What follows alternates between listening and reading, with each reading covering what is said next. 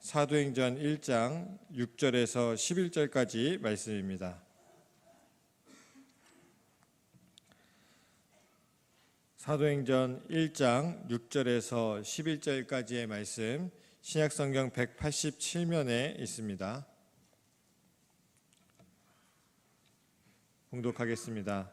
그들이 모였을 때에 예수께 여쭈어 이르되 주께서 이스라엘 나라를 회복하심이 이때니까 하니 이르시되 때와 시기는 아버지께서 자기의 권한에 두셨으니 너희가 알 바 아니요 오직 성령이 너희에게 임하시면 너희가 권능을 받고 예루살렘과 온 유대와 사마리아와 땅끝까지 이르러 내 증인이 되리라 하시니라.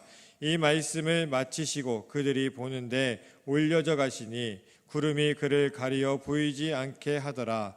올라가실 때에 제자들이 자세히 하늘을 쳐다보고 있는데 흰옷 입은 두 사람이 그들 곁에 서서 이르되 갈릴리 사람들아 어찌하여 서서 하늘을 쳐다보느냐. 너희 가운데서 하늘로 올려지신 이 예수는 하늘로 가심을 본 그대로 오시리라 하였느니라. 아멘. 할렐루야. 하나님의 은혜가 함께 하시는 귀한 시간 되기 바랍니다. 곁에 계신 분들을 축복하며 인사하십시다. 한 주간도 평안하세요. 하나님의 은혜가 함께 하시길 바랍니다.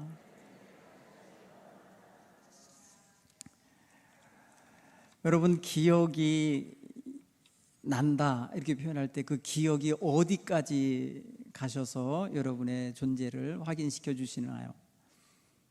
제일 오래전 기억이 어딘가요? 각자마다 아기 때 기억나시나요?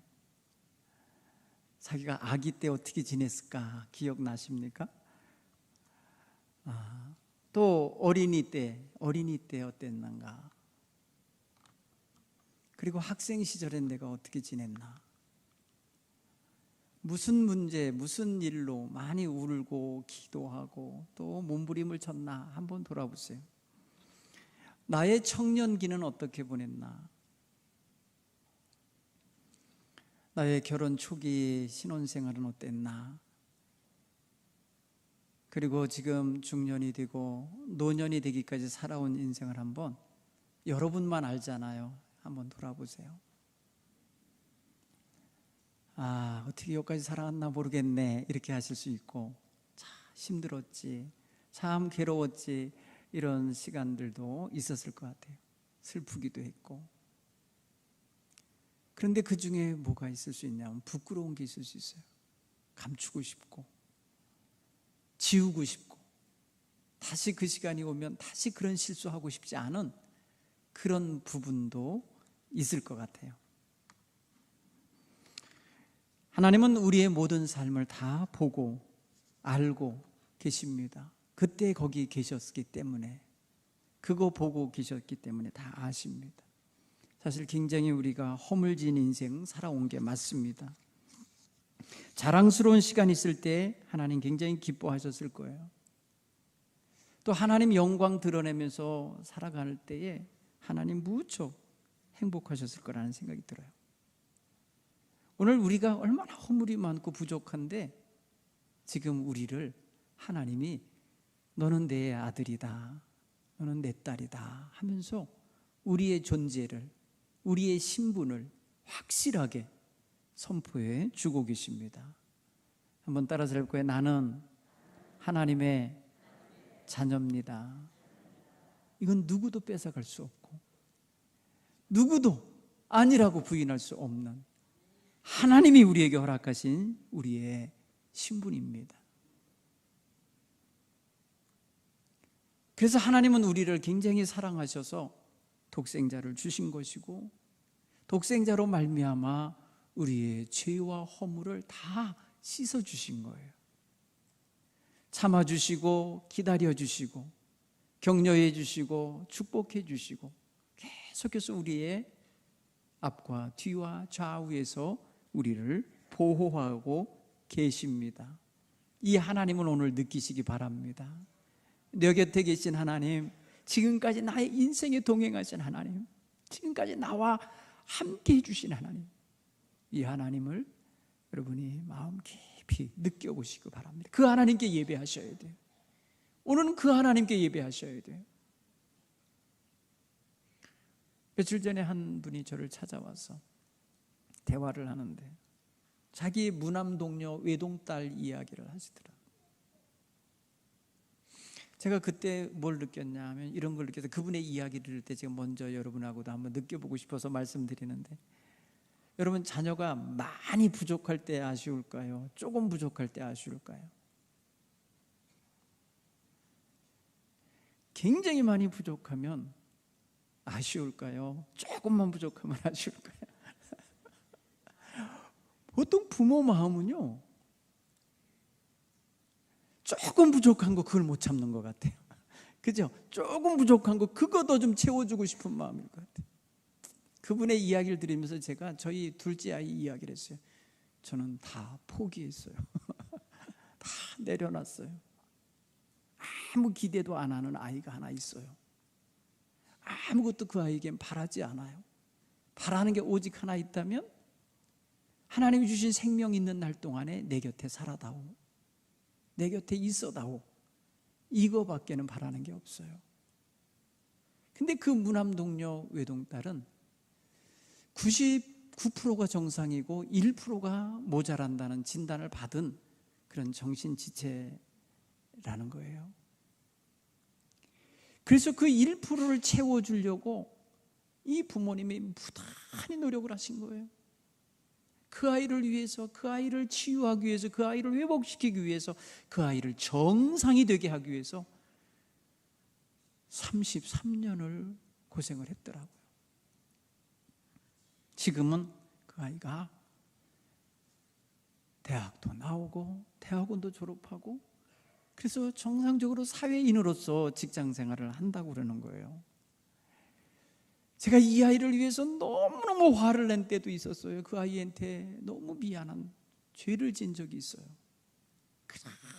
그 아이에게 분노한 적도 있어요. 그 1%가 안 채워진 것 때문에. 그때 제가 이렇게 생각이 됐어요. 아니 1% 모자란 사람이 한둘일까? 그죠? 우리 자녀들에게 부족한 게 한두 개겠습니까? 이분들이 그냥 너무 자녀를 완벽하게 기르고 싶어서 그랬던 건가 하면서 마음의 아이가 상처를 받았겠구나 하는 게 느껴졌어요. 그래서 저는 목사지 않습니까? 그래서 그분한테 그랬어요. 하나님 앞에 우리가 다 그 부족합니다.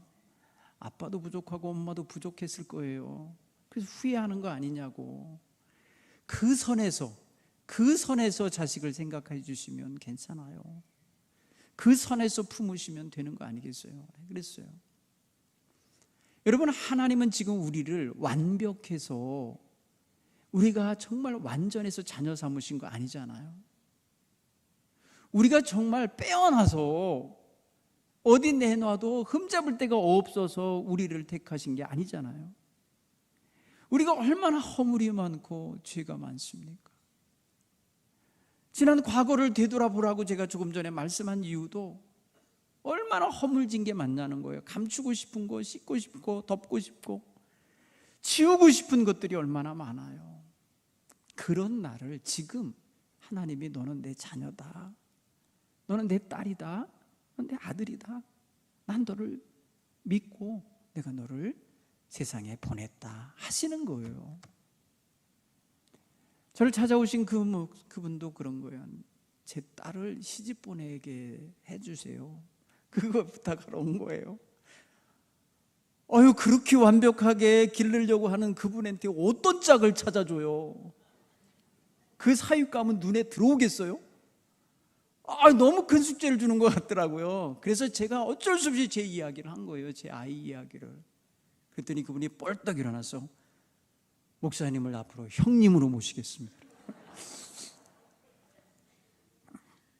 저 아이는 화장실도 못 가요, 말도 못해요, 먹는 것도 지가 못 먹어요. 남의 도움 다 받아야 돼요. 무엇 하나 할 수 있는 게 없지만 저는 그 아이를 사랑해요. 조건을 갖추었기 때문에 사랑하는 게 아니에요. 다 가지고 있기 때문에 사랑하는 게 아니에요. 아무것도 할 수 있는 게 없고 가진 것이 없어도 내 자식이기 때문에 내가 사랑하는 거예요. 하나님이 지금 우리를 그렇게 사랑해요. 그래서 하나님 사랑을 느끼게 드렸어요. 사랑하는 성도 여러분, 오늘 우리가 주님 앞에서 뭐가 있어서 사랑받을 만하다고 하겠습니까? 아니에요. 오늘 하루를 살면서요, 어제 돌아가신 분들한테 미안해야 돼요. 어제 그 돌아가신 분들은 누군가는 오늘을 하루 더 살고 싶으셨을 거예요. 하루만 더 살게 해주셔야 했던 그날에 우리 지금 예배하고 있어요. 그러니 하나님께 감사하셔야 돼.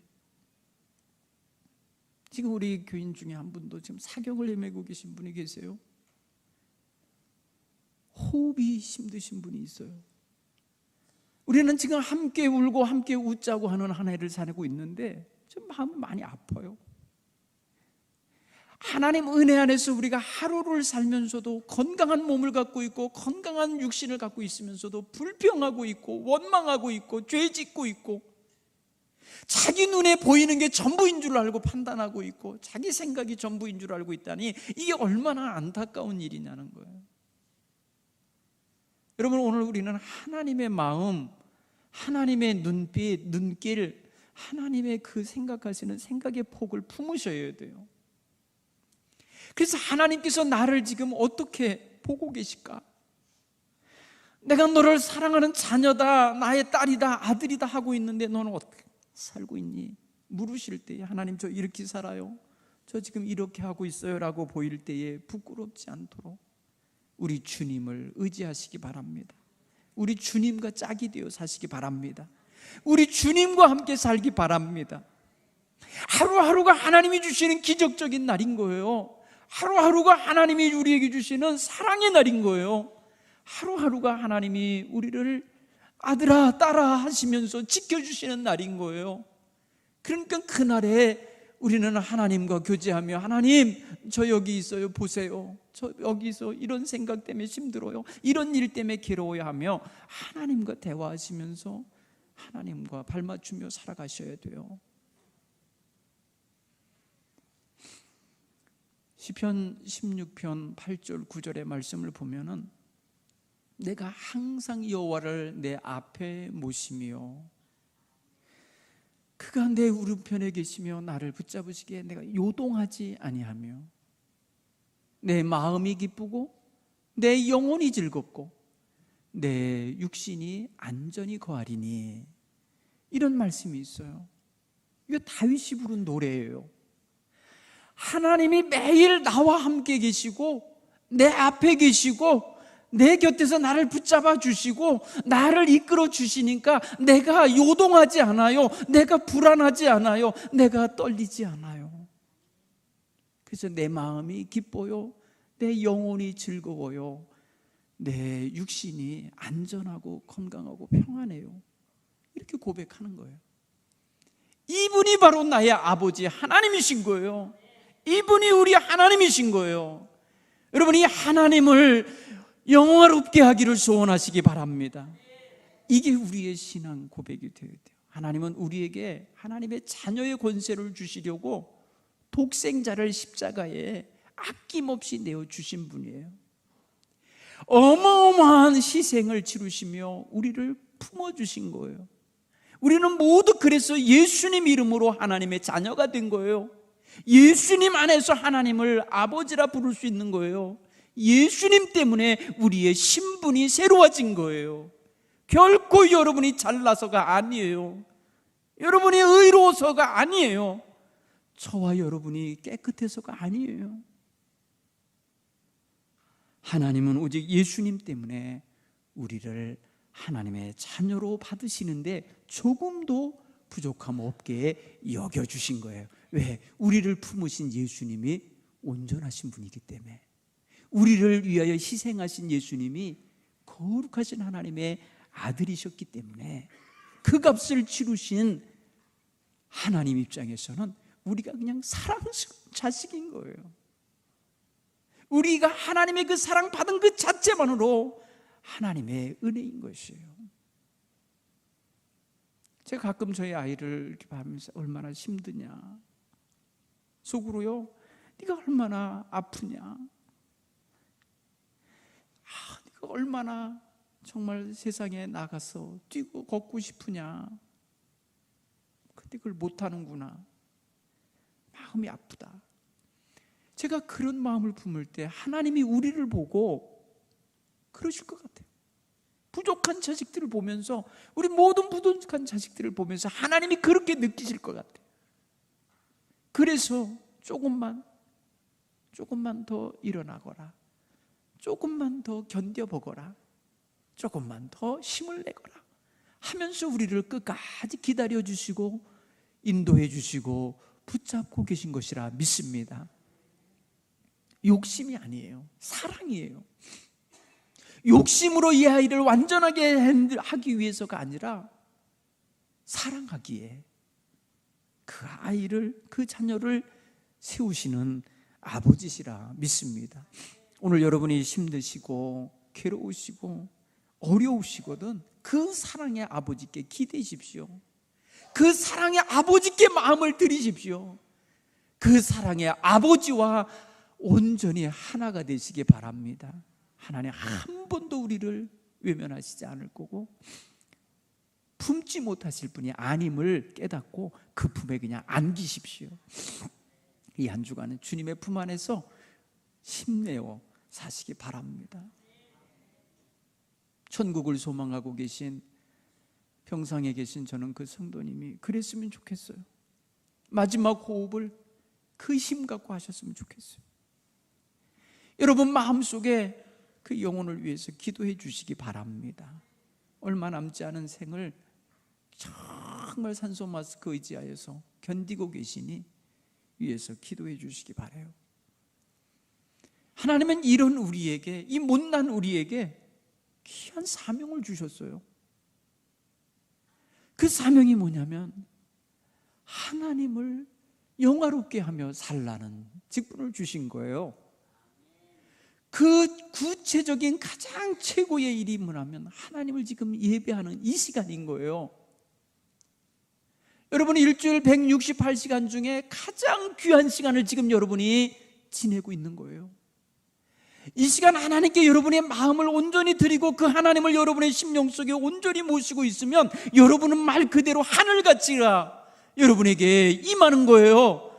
땅바닥에 있는 세속의 가치가 아니고 하나님의 가치로다가 극상승되는 시간인 거예요. 이 시간은 가장 귀한 시간이에요. 예배를 워십이라고 그래요. 워십. 그 십자를 떼고 나면 앞에 있는 월스라는 말은 가치, 귀중한 가치 있는 걸 의미할 때 쓰는 단어예요. 우리가 하나님을 생각하고 하나님을 찬양하고 하나님을 예배하는 이 시간은 우리 인생에 최고의 가치가 있는 시간인 거예요. 그래서 세상살이에 가장 가치 있는 시간을 갖고 있는 여러분은 그만큼 가치 있는 존재예요. 하나님이 여러분을 보배롭게 여기시는 거예요. 그래서 하늘에서 하감하여 보실 때에 여러분이야말로 하나님 앞에 엄청 귀한 사람들이에요. 사랑하는 성도 여러분, 나라를 운영하는 사람들이 아니에요. 이 나라 경제를 주름잡는 사람들이 아니라 하나님을 예배하는 여러분이 하나님께 존귀한 자입니다. 물론 상대적으로 바꿔서 얘기할 수도 있겠지만 분명한 것은 하나님은 여러분을 통하여 찬양받고 싶어 하시고 여러분의 고백을 듣기 원하시고 여러분과 깊은 대화하기 원하십니다. 그게 예배 시간에, 이 시간 여러분 이루어지셔야 돼요. 여러분의 심령 속에서 그것이 이루어져야 그게 바로 기적이 일어나는 거예요. 여러분의 심령 속에 하늘나라가 이루어지는 거예요. 왜? 하나님과 만남의 자리이기 때문에 그래요. 하나님과 거기 지금 대화가 이루어지기 때문에 그래요. 세상에 어디가 하나님을 모실 수 있는 자리가 있어요? 다 죄악판인데 여러분의 심령까지도 죄악판이 되면 되겠어요? 가장 성스러운 성전이 되어야 하는 거예요. 여러분의 심령은 정말 하나님이 들어와 계신 자리, 하나님의 임재하신 자리, 하나님을 영화롭게 할 수 있는 자리, 유일한 자리가 거기여야 돼요. 여러분의 심령 속에 다른 게 주인이 되어 있으면 안 돼요. 하나님을 예배하는 심령들이 되시기를 간절히 축원합니다. 하나님은 이 예배자의 사명을 우리에게 주셨어요. 이거 우리의 본분이에요. 이거 하나님 알지 못하는 사람들이 할 수 없어요. 하나님을 예배할 줄 모르는 사람들이 얼마나 많아요. 그들이 아무리 좋은 집에 살고 아무리 좋은 걸 갖고 있어도 하나님 앞에는 무가치한 거예요. 초가 삼간에 살아도 하나님을 예배하고 있는 여러분이 존귀한 자입니다. 이걸 잃어버리시지 않기를 간절히 축원합니다. 예배 자리를 소중히 여기시고 예배 자리를 다른 어떤 기분과 어떤 세상 유혹과 어떤 쾌락으로 바꿀 수 없는 자리라는 걸 깨닫기를 간절히 축원합니다. 하나님은 이런 우리에게, 이 부족하기 그지없는 우리에게 세상에 나가서 생명의 복음을 전할 수 있는 사명을 주셨어요. 오늘 예수님께서 말씀하시는 거예요. 오직 성령이 너희에게 임하시면 너희가 권능을 받고 예루살렘과 온 유대와 사마리아와 땅끝까지 이르러 내 증인이 되리라. 여러분, 여기 땅끝까지 이르러 내 증인이 되리라 한 말씀 때문에 오늘 우리가 예수 믿는 사람이 돼 있는 거예요. 여러분, 예루살렘과 유다 땅, 사마리아는 그 중동 땅이에요. 거기 제한되어 있어요. 그런데 땅끝까지 이르러 내 증인이 되라 하시는 이 사명의 말씀이 온 그리스도인들에게 계속해서 전해졌기에 오늘 우리에게까지 복음이 와 있는 거예요. 우리가 복음의 사람들이 돼 있는 거예요. 여기 주님께서 우리에게 새로운 신분을 주셨는데 내 증인이라시는 거예요. 내 증인. 여러분, 말투스라고 하는 헬라어는 우리가 이제 마르투스라고 이제 우리 찬양단 이름을 지었잖아요. 오늘 우리 찬양단이 그런 이름이 마르투스예요. 증언자, 목격자. 더 나아가서는 그 목격한 걸 증언하다가 잡혀 죽기 때문에 순교자. 이런 의미가 담긴 말이에요. 우리에게 주신 주님이 주고 가신 마지막 신분이에요. 주님이 이 땅에서 부활 승천하시기 전에 마지막 우리에게 남겨주신 우리의 신분. 여러분, 목격자가 되고 순교자가 되고 증언자가 되라는 말씀이에요. 이게 우리의 본분이에요. 이 본분을 가진 사람은 목격자는 목격한 그대로, 증언자는 증언할 내용 그대로를 전하면 되는 거예요. 하나님은 우리를 그렇게 쓰고 싶어 하셔요. 오늘 저와 여러분은 그렇게 세상으로 보내어진 사람들이에요. 그리고 주님께서 그 가는 길에 동행하시며 내가 세상 끝날까지 너희와 함께 하겠다 말씀하시는 거예요. 흔들리지 말고 흐트러지지 말고 좌절하지 말아라. 서두르지 마라. 하나님이 하실 거기 때문에, 하나님이 우리의 입술의 말을 통하여 하실 거예요. 우리가 전하는 말씀을 통하여 누군가의 영혼이 살아나게 하실 것이고, 죄악의 구렁텅이에서 건짐을 받게 하실 것이고, 구원의 길에 이르게 하실 것을 확신하시길 간절히 축원합니다. 우리같이 부족한 인생, 우리같이 죄 많고 때 많이 묻은 인생을 하나님이 씻어주시고 돌보셔서 이렇게 사용하시는 거예요. 오늘 그런 위치에 있는 우리는 무가치한 존재가 아니라 존귀한 자입니다. 그래서 우리가 가는 곳마다 여러분, 사탄은 경계할 거예요. 여러분, 우리의 성도들이 지나가는 곳마다 사탄은 쫓아오면서 행여라도 자기 수족을, 자기 종들을 전도할까 봐 막으려 할 거예요.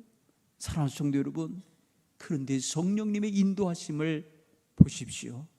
여러분을 인도하는 자리, 만나게 하는 영혼들에게 생명의 말씀을 다 전하시길 간절히 축원합니다. 이게 지금 하나님이 우리에게 바라고 계신 일이에요. 언제까지 이걸 할까? 주님 다시 오실 때까지. 오늘 성경은 주님이 하늘로 올라가신 그대로 다시 오시리라 하며 우리에게 주님 다시 오실 날을 소망하게 해주고 있어요. 교회는 주님이 다시 오실 때까지 이 맡겨준 증인의 사명을 온전히 감당해야만 하는 거예요. 개인적으로는 주님이 우리를 부르실 때까지, 저 요단강 건너 하나님 나라에 이르게 할 때까지 우리가 이 땅에서 할 수 있는 최고의 일이 하나님을 예배하고 복음을 증거하는 일인 것을 믿으시길 간절히 축원합니다. 이게 얼마나 소중한 일인지 몰라요. 여러분, 우리 육신은요 단순하다 그랬잖아요. 어떤 면에서 단순하냐면, 라면을 한 그릇 먹어도 배부르고 소고기 한 그릇 먹어도 배불러요. 얘는 뱃속에 뭔가 들어가기만 하면 좋게 그냥. 그러니까 매일 소고기만 먹으려고 하면은 피곤해, 지쳐. 그러니까 너무 먹고 사는 것에 연연하다 살다 보면 가치 있게 못 살아요. 초라하게 살게 돼 있어요. 사랑하는 성도 여러분, 언제 만족하시겠어요? 언제쯤에 먹고 사는 것에 대하여 만족하겠어요? 지금 만족하셔야 돼요. 지금 있는 그대로 만족할 수 있는 심령이 되기 바랍니다. 지금 있는 그 자체로서 감사하시고, 그래야 내일을 이길 수 있어요. 그래야 다음 순간을 감사로 출발할 수 있는 거예요. 그런데 계속 모자람을 느끼고 결핍을 느끼고 계속해서 뭔가 부족해서 살아가면 매일 부족한 출발이 되는 거예요. 하나님이 주신 은혜에 그날의 은혜에 족하게 여기면서 감사하며 살아야 거기에서 힘이 나와요. 거기에서 온기가 나와요. 거기에서 향기가 나와요. 거기에서 빛이 나오는 거예요. 여러분, 감사하는 사람에게서 나오는 이 놀라운 영향력을 여러분들이 다 가지시길 간절히 축원합니다. 여러분, 주님을 믿으며 살고 주님을 예배하며 살고 주님의 말씀을 전하며 사는 사람에게 감사가 없으면 어찌하겠어요? 감사는 우리의 생을 정말 못 잊게 하는 것, 정말 따뜻하고 빛나고 향기롭게 하는 너무나 중요한 영적인 소재예요. 하나님은 이것을 우리에게 늘 갖고 살기를 원하셔요. 한번 이 시간 건말이라도 한번 해봅시다. 하나님 감사합니다. 하나님 감사합니다. 뭐가 감사하니? 물으면 다 감사해요. 다 감사해요. 하나님, 제 가난해도 감사해요. 저 몸 아파도 감사해요. 저 부족한 딸 가지고 있어도 감사해요. 다 감사해요. 하나님 감사합니다가 생애의 힘이 되시길 간절히 축원합니다. 하나님 자녀 삼아주신 거 얼마나 큰 감사해요. 나를 구원하시려고 독생자를 주신 은혜 얼마나 감사한 거예요. 나같이 부족한 인생에게 찬양받고 싶어 하시고 예배받고 싶어 하시는 하나님 얼마나 감사해요. 나에게 입술을 열어 말할 수 있는 혀를 주시고 복음 증거할 특권을 주셨으니 얼마나 감사해요. 하나님 앞에 이 한 주간 감사하시면서 주변 사람들에게 예수 향기 바라며 살기를 간절히 축원합니다. 나는 부족하나 내 안에 계신 하나님이 크신 분이요, 나는 부족하나 나를 구원하신 예수님이 온전하신 분이시니 그 힘으로 그분의 능력으로 살아가는 우리 온 성도들이 되시기를 간절히 축원합니다.